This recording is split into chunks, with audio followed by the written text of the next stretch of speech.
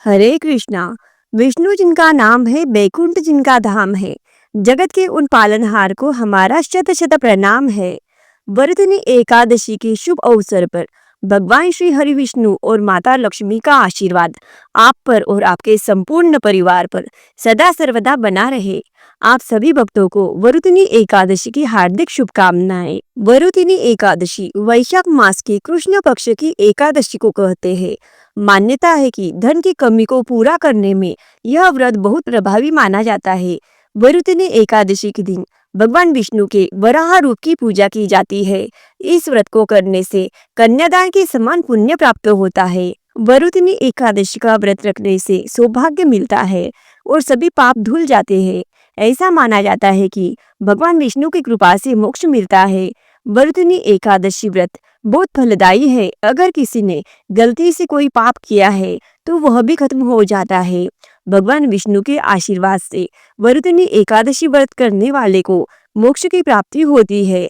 इस दिन व्रत करने वाले को व्रत कथा पाठ अवश्य करना चाहिए। आइए जानते हैं वरुदिनी एकादशी की संपूर्ण कथा। वरुदिनी एकादशी की व्रत कथा। प्राचीन काल में नर्मदा नदी के तट पर मानधाता नामक राजा राज्य करते थे। वह अत्यंत दानशील तथा तपस्वी थे।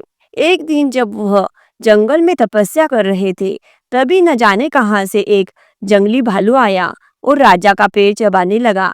राजा पूर्ववत अपनी तपस्या में लीन रहे। कुछ देर बाद पैर चबाते चबाते भालू राजा को घसीटकर पास के जंगल में ले गया। राजा बहुत घबरा गया, मगर तापस धर्म अनुकूल उसने क्रोध और हिंसा न करके भगवान विष्णु से प्रार्थना की। करुण भाव से भगवान विष्णु को पुकारा। उसकी पुकार सुनकर भगवान श्री हरि विष्णु प्रकट हुए और उन्होंने चक्र से भालू को मार डाला। राजा का पैर भालू पहले ही खा चुका था। इससे राजा बहुत शोकाकुल हुए।